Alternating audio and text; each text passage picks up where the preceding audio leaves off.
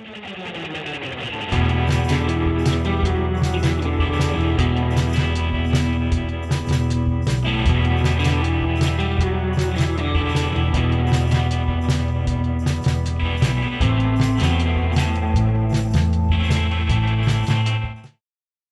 I'm Truman.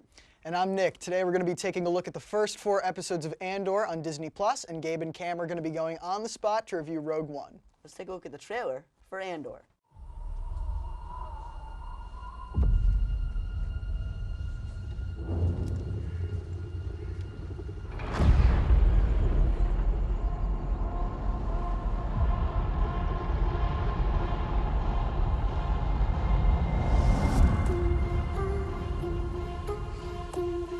To steal from the Empire? To just walk in like you belong? They're so proud of themselves. So fat and satisfied. They can't imagine that someone like me would ever get inside their house. Cassian Andor. The Empire is choking us so slowly. We're starting not to notice. What I'm asking is this. Wouldn't you rather give it all to something real?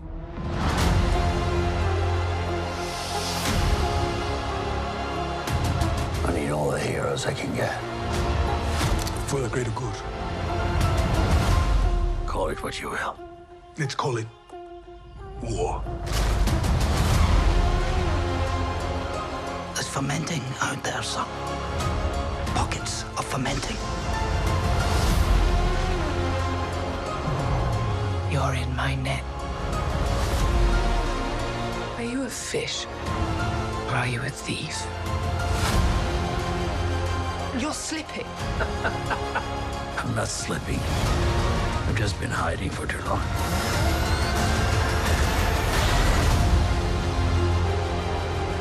As long as everyone thinks I'm an irritation, there's a good chance they'll miss what I'm really doing. What are you really doing? This is what revolution looks like. I'm tired of losing.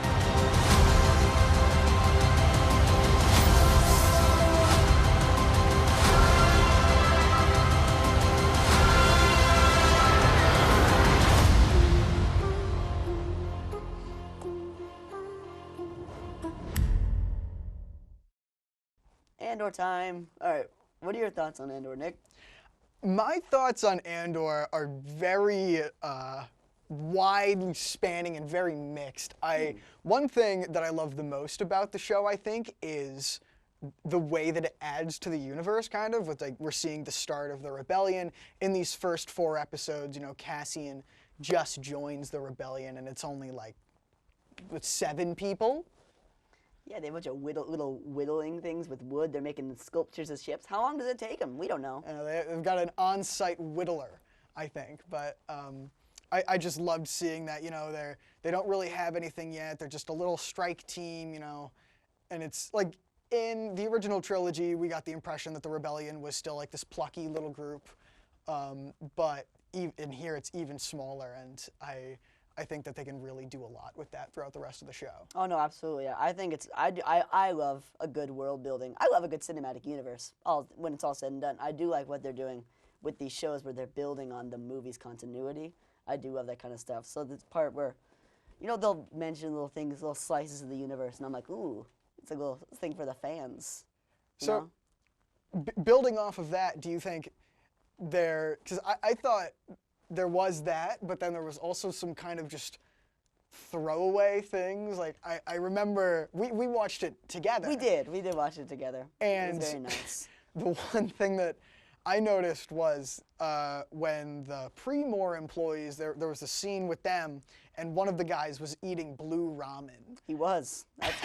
And then I think, if I recall, you went, "Come on," which accurate. Yeah, I didn't want, this is the first Star Wars show I've watched in a while. Yeah. And you said that in The Mandalorian... Yeah, no, Baby Yoda eats his blue cookies. You know, it's fine. Things are blue. They're establishing this, and that's what I'm talking about. It's a connected universe. This is the way things are. It's cool. I do enjoy. Also, one other I'll say, I think the cinematography and special effects, it's beautiful. They're not using the volume anymore. They're using sets with lots of practical stuff, which I always like when they do that kind of thing. Yeah. You know. I think it is a very pretty show. I think one thing that really stuck out to me was the costume design. Yeah. I really liked Cassian's the thick brown leather jacket. I love a good jacket. It's like I feel like actually the one aspect of the costume design was the Premor employees. They had these hats that it's like this bluish green hat with a orange visor, which just every time I saw it, I could not help but think of Perry the Platypus. Yeah, and as soon as you told me that, I was like, well, I can't unsee this. So, every time those employees showed up, I was like, oh, there they are again. What did you think of the Premor employees as a part of the show? So I think it's really interesting to examine, because I know I played the Knights of the Old Republic games, and in those games, there's this thing called the Zerka Corporation, I think. And Maybe that's wrong about that. I don't know. It's like Space Walmart, right? Where it's just like a bad company. It's like a critique on capitalism kind of thing. And I thought, oh, they're doing a similar sort of thing within the show, having like a company be kind of the bad guys, like a militarized company. And I thought that was like a really interesting direction to go. Well, I do enjoy how it's like kind of like the Empire's like kind of like I don't know. I guess I don't even know what they're doing. Outsourcing, I guess they're kind of like they're using them to like enforce this planet. I don't know. I'll be honest. I don't entirely understand the whole corporate zone stuff, and they keep just throwing around numbers of planets, and I'm like, you know what? Maybe they explain that at some point. I'm not good with numbers. There was one thing where he was like, oh, he was what was it? He was a squad commander on 4. Yeah, no, that's what I'm talking about. And it's like, and you're like, okay, Yeah. that could be anything. 4 pieces of pie. We don't know. Yeah, It he's the wouldn't be squad that. commander on the 4 pieces of pie. Okay, well, it was an example. Okay, of 4 of something. You can pick something else if you want. Yeah.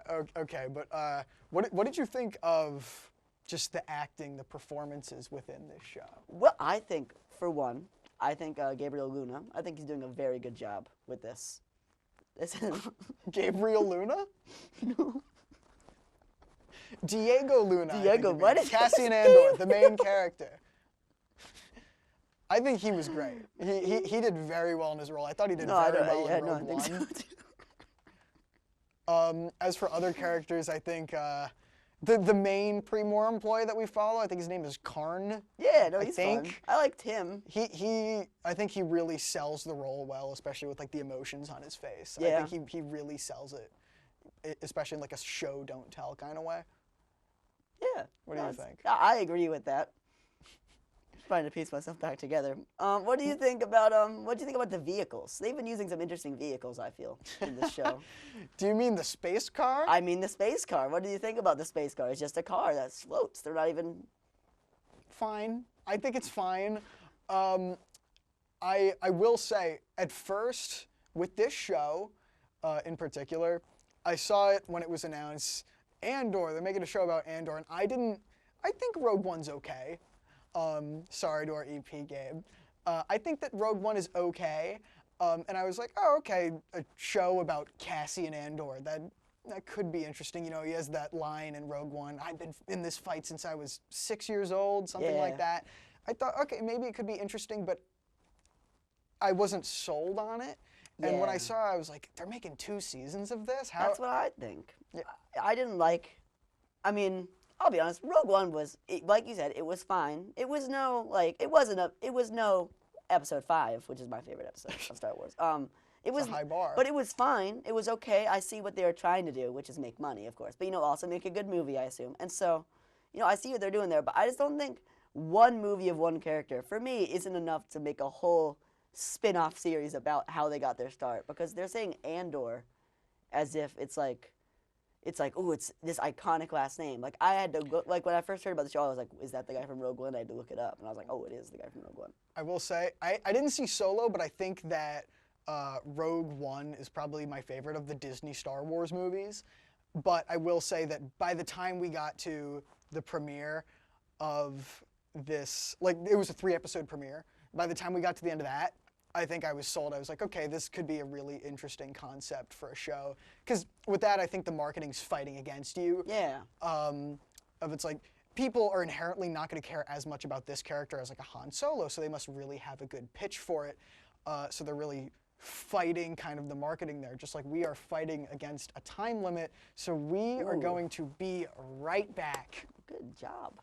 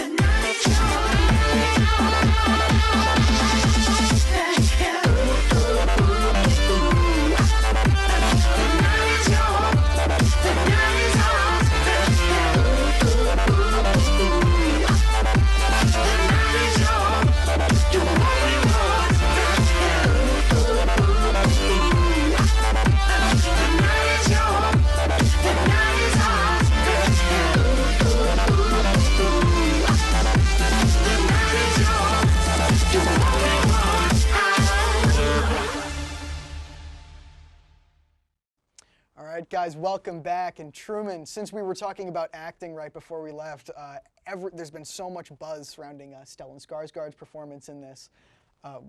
What do you think? Tell me about it. I think he does a great job being the person he's being in this show. I think he does a very good job. He's like, his eyes, it's like everything he says to me feels vitally important. I'm like, ooh, I gotta pay attention because Stellan Skarsgård's gonna really lay down on me what's happening in the show. He's like, takes my shoulders like, this thing's going on, we gotta go. You know what? I would go with him. You would go with him? I would go with him if he asked me, hey, Truman, you gotta go to this place. I'd be like, all right. Okay. And he wouldn't use that voice, but you know, it's fine. I think he does a great job incorporating this sense of mystery into it, where it's like, oh, should Cassian trust this guy? What's his motive? Where I think he's doing a great job making sure the audience and Cassian himself doesn't really know like what to believe in here. And Right, then yeah. with what was the leader of the rebellion's name? Like the girl, I don't remember. I also don't remember. But she was like, we never mention him again. You don't mention him around here. I think his character is going to be set up. Well, I for did think it something was really fun interesting. how there's a scene where he's on the ship with Cassie, and he's like, hey, I'm gonna get down to the planet, and we're gonna argue about having you being here, and she's not gonna like it, we're gonna argue, and it's like, that's exactly what happens. I kind of like that he kind of said what was going to happen, as if he's mapped it out in his mind, because he seems like a very like goal-oriented, very strategic person in a way that might come back in more ways than we might think. We don't know. And I thought that was really interesting with what he tells Cassian, and then what we see in the next scene, he's talking to her, and he says that she's the leader of the rebellion. But then he's like, you wanted to lead, this is how it's done, or something like that. This is what you need to do. So he was in power at some point, but transferred it to her. I thought that was a really, just again, furthering that sense of mystery with the character and what his real goal is in the show. Yeah. No, I thought it, well, and also you got a little, in that conversation, they got a little name drop of Saw Gerrera. I think Saw Gerrera's cool with his little metal suit. I know that name. Yeah, that's what you said. You went, I know that name, because we did. We both knew the name. Yes. It's crazy. Star Wars. Yeah. Star Wars. The score has always been just an iconic piece of Star Wars. So what do you think of it in this? I think it's very nice. I think it creates a very good atmosphere for the kind of planet that kind of atmospheres he finds himself on. Sure. Atmospheres of the planet and, atmosphere of mood. But yeah, it's like he's like on like the kind of like shady streets, and it's like the people in bubbles working on computers, and I don't know what they're doing exactly, but that's neither here nor there. And it's like, blah, blah, blah, and you're like, ooh, this is. Yeah, I'm on the edge of my seat. They were in weird bubbles. They were in bubbles, weren't they? But that's beside the music point you were asking me. I think it's very nice. I think all Star Wars music is nice. I haven't met a bad music piece from Star Wars yet. I don't think. I haven't met a bad music piece from Star Wars either. I don't think, but Yeah, it does, what it's supposed to. It complements what's going on, the action on screen, I Absolutely, think, yeah. very well. One thing that you mentioned before our break was that you had to look up Andor and see who that was when the show was announced. Yeah. So I think that's kind of a point where it's like, do you think that at this point, we had our Boba Fett show, we had our Han Solo movie, do you think we're kind of starting to get diminishing returns with these Star Wars shows? Perhaps that's possible. I can't say it's impossible. I know a lot of people didn't like the Han Solo movie. I loved the Han Solo movie. I thought it was great. I thought it was really good. Sure. I thought the actor, Alden Ehrenreich, I said it wrong probably again, but maybe if I didn't, it's great too. I think he did a great job, but that's not important. But I do think there's something to what you're saying. I think maybe they're putting too much out. They're throwing too many things at the wall and seeing what sticks, and it might be hurting the quality of shows a little bit. I will say I haven't seen. I haven't had Disney Plus for a while. We watched it on your account, so I haven't really been able to watch any of the stuff. But I'm feeling good about this so far. I'm feeling optimistic, but I just see a lot of the stuff that they're producing, and it feels like more of an oversaturation of the market. The Force Awakens came out in 2015. Everyone was electric. You see videos, I think, of in the theater, like people reacting to the trailers of Han Solo going, "Chewie, we're home," and then everyone goes, "Yeah!" Oh, I love when he says that. Tingles, man. Tingles when he said that. But that's exactly it, right? Whereas some people would say, I think, that it was special then because it was like a once every 10, 15, 20 years event to get a Star Wars trilogy. But now, 1, 2, 3, 4 pieces of content every year. Absolutely. I think you're right about that. I mean, we did have the Legends stuff, I guess, but that's not the movies. Well, if they had to saturate it more, what other characters would you like to see movies made out of? I have a few ideas, but I'll let you say yours first. That's a good question. I would like to see, here's the thing, this 40, 60-year stretch that we have of from the Republic to the death of the Empire, I think we've seen so much of it. I'd love to go back to the Old Republic. I'd love to see something with Darth Revan. I played Knights of the Old Republic. He's the main character in that. Spoiler for a 20-year-old game, I think. But that's like a really interesting era. Or just, they could go into the future. They could do something they could pull from Legends with the Yuzong Vong. Yeah, they could do all those things. Anything like that. What do you think? I think just exploring it different. Let me send you a little pitch here, ready? Sure. Yoda, much Yoda about nothing. What? Yoda, subtitle, much Yoda about nothing. It's like much ado about nothing, but Yoda. Can we cut that? No, we can't cut it. It's in it now. It's in the edit. But isn't that a good name? I would love to see Yoda thing, and it could not have that title. But I love to see like middle-aged Yoda. We only seen old Yoda. I've seen concept art of middle-aged Yoda. He looks cool. He looks rad. He looks like he's a fun guy. Not fun, interesting. like 400-year-old Yoda. Maybe. I don't know how old he has to be for his species to be middle-aged. That's why I'm excited about Baby Yoda, because we don't know how age works with those guys. Sure. Yeah, I definitely think a show of Yoda in his midlife crisis could be funny. But circling back around to Andor, what would you give it on a scale of 1 to 10? See, that's interesting you should say, because this show's not finished, obviously. Sure. Obviously, I would say maybe 6 out of 10 at this current point in time. But as the show continues, it may change. It may fluctuate. We'll see. I think in terms of piquing my interest for the rest of the series, I think this surprised me. It did a better job than I thought it was going to do. So I'd probably give these first 4 episodes of Andor a 7 out of 10, 7.5 out of 10 maybe. I am very interested to see where the rest of the series goes from here. Yeah. And with that being said, we are going to cut to commercial.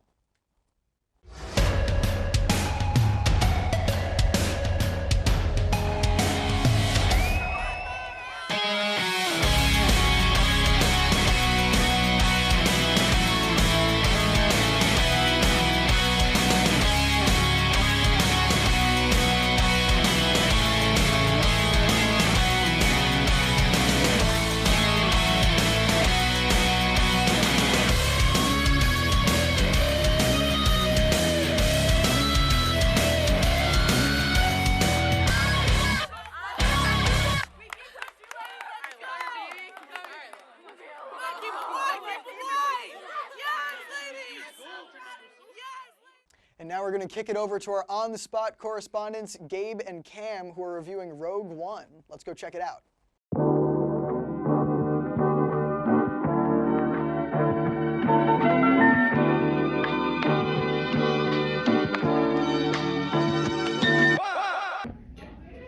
Hey everybody, I'm Gabe. And I'm Cameron. And this week we're reviewing Rogue One. Let's take a look at that trailer.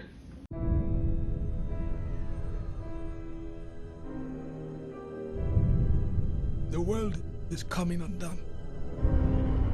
Imperial flags reign across the galaxy. Can you be trusted without your shackles? Let's just get this over with, shall we? We've a mission for you. A major weapons test is imminent. We need to know how to destroy it. If you're really doing this, I want to help. Good. Good. I've been recruiting for the rebellion for a long time. We destroyed our home. I fight the Empire now. I fear nothing. All is as the Force wills it. The captain says you are a friend. I will not kill you. Thanks. There isn't much time. Every day they grow stronger.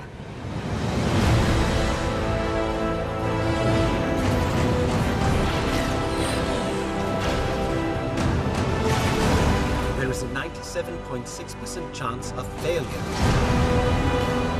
He means well.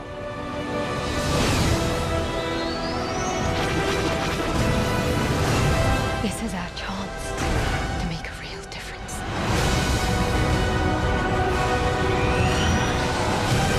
Are you with me? All the way.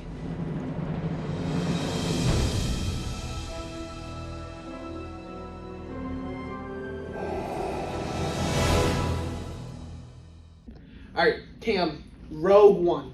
Now, I remember when this movie first came out, I was like, what even is this? It was like, the first of the Star Wars, first of the Star Wars stories, as they would say. yeah, exactly. And so, I believe after this came Solo, which I don't want to touch with a 20-foot pole, because I hate that movie. I don't hate Solo. I hate Solo with a burning passion. But listen, Gabe, this isn't a Solo review. I know, it's you and I. But, talking about Rogue One. So, Rogue One, one of my best friends, Tucker Sennett. Tucker, if you're watching this, hope you're doing well, buddy. He describes Rogue One as Saving Private Ryan in the Star Wars universe. I don't hate it. What do you think about that comparison, and what are your general impressions about Rogue One? Definitely not as bloody as Saving Private Ryan. Yeah, that's but for sure. You definitely get it. Like, towards the end, it feels like these guys are invading D-Day. Yeah. No, there's... Not invading D-Day. I know what you mean. Yeah, there's this moment where... well, before we talk about our big battle, let's kind of talk about what Rogue One is all about. So, we've got our main character, Jyn Erso. Yes. And she is... she's essentially... I don't want to say she's like a smuggler, but that's probably the best way to describe her. She's been in an Imperial jail at the start of the movie, and her father was Galen Erso, who was a weapons creator for the Empire, Creating the Death Star. I'm wearing my Death Star T-shirt right now, trying to rep the Empire. I am too. Oh yes, your brown sweater. And so this movie is all about the huge plot hole in Star Wars Episode 4. Why the heck can the Death Star be destroyed with one proton torpedo? Which is the nerdiest sentence I've quite ever said. I've heard worse. No, well, probably also from me, let's be honest. Yeah, that's what I'm saying. And so it actually deals with that really, really well. Galen Erso created this, he knew that he had no choice but to work for the Empire, so he made this self-destruct switch in the Death Star, and I think it's genius. It really retcons that whole huge issue. And so this movie is all about really the quest for two things. They've got to get those plans, and they've got to beam them up to the Rebel Alliance so they can take out the Death Star. Yeah. And so it takes us a while to get there. There's a little bit of stupid stuff with Riz Ahmed's character, Bodhi Rook, and he's brain damaged by an octopus. Yeah, a strange octopus. And Forrest Whitaker is like a cyborg. Oh, God. I actually wasn't the biggest fan of Forrest Whitaker. I'm going to say I hate Saw Gerrera in Rogue One. It's my biggest issue with that movie. I love Forrest Whitaker, like he's a great actor, but I don't know what the heck Saw Gerrera is supposed to be. I don't even know what he's saying most of No, the time. most of the time you definitely have no clue what this man is saying. And so it takes us a while to get there, but eventually we get to our huge ending battle. And I think this is where I want to spend the most time because I'm going to say it, best combat scene in totality in the Star Wars universe. Better than the Duel of the Fates, which I know is 100% a strange opinion. But give me your thoughts on our huge ending battle. It's like an air dogfight with the red unit, and we've got Ip Man Donnie Yen, who's blind and he's like uses the Force and it's amazing. One with the Force. Which is One with Me. That movie, I love that part so much. Cassian Andor, Jyn Erso, all our heroes scrambling to save the galaxy. So could you just kind of tell me your thoughts on our big ending battle now that we've explained how we got there? So, well, I think it is really good. I wouldn't say it's the best in totality in the Star Wars universe, but again, everyone's entitled to their own opinion. But it was incredible. You get like everything that you want in it. It's like so suspenseful. Like even though like that's like I'll give the movie credit. Even though we know what happens, even though we know that if you've seen Star Wars, you know that the rebels get the plans. I'm still the whole time like, are they gonna get it there? Are they gonna not? Like, the hell's going on? Exactly. Yeah, and part of the reason that they can't get those plans is because the Empire has placed like a giant bubble over the entrance to the planet, and we get this amazing moment where the rebels take an Imperial Star Destroyer, turn its power off, essentially flip it to be a giant javelin, and just pop the Imperial bubble with it. In one of the coolest moments that just gets everybody cheering. Yeah. But there's another huge cheer-worthy, well, maybe not cheer-worthy, maybe we're terrified, moment at the end of this movie. Oh, I know what you're going to talk about. It's awesome. The beginning of episode 4, made in essentially 4K with way more violence. We get what kind of feels like the Star Wars equivalent of a slasher movie. Darth Vader, it's just dark hallway, and all of a sudden you see, zoom, and the red lightsaber lights everything up, and Darth Vader is there, and he slices these rebels to pieces. Give us your thoughts on this amazing ending to Rogue One. I think it's a top 10 scene in the Star Wars. For sure. It is so good.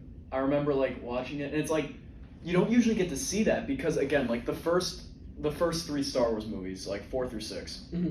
It's like Darth Vader's pretty clunky in it. Like you don't get to see much Darth Vader action. Yeah. And like everyone's like, oh, why is everyone so scared of Darth Vader? Like he's powerful in those movies, but like you don't see like what's so fearsome about him. But then like in Rogue One, you see him at like what modern day can do for Darth Vader, and it was like there is Darth Vader pulling a man into his lightsaber with his Force choke. Oh, it's so glorious. And I think just the like how the extras, which complete credit to them because they sell it like their life depends on it.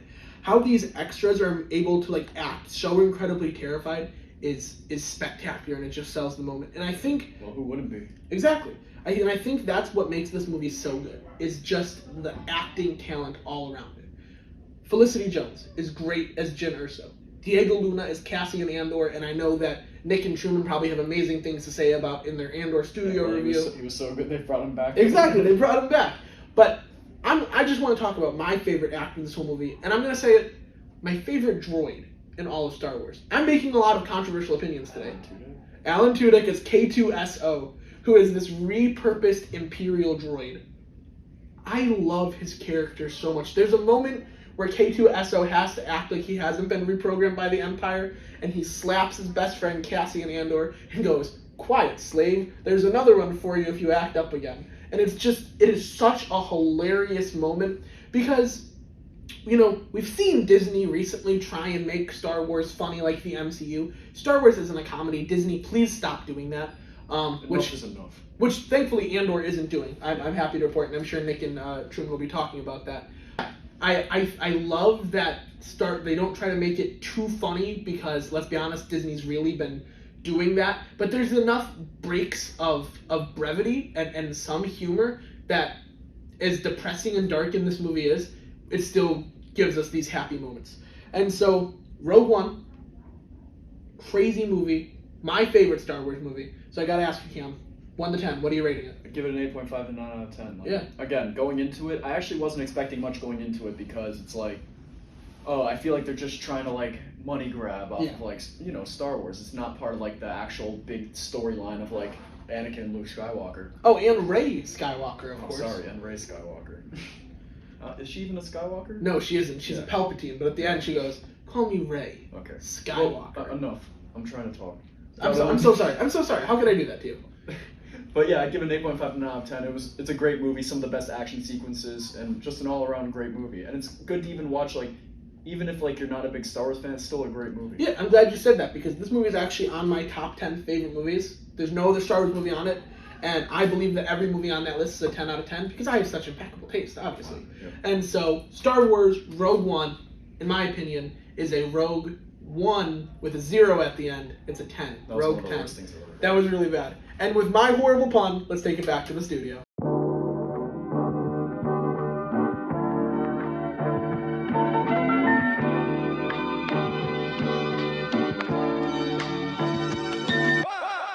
Thanks, guys. We'll be right back after this.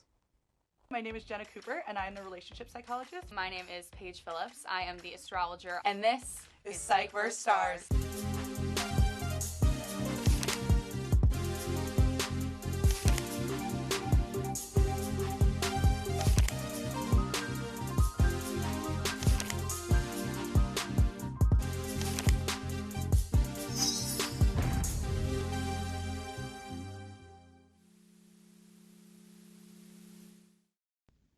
That's all for this week. If you want to follow more Review Crew content, go to the Review Crew Instagram, Twitter, and TikTok, as well as Orange TV Network on Facebook, Twitter, Snapchat, Instagram, and YouTube.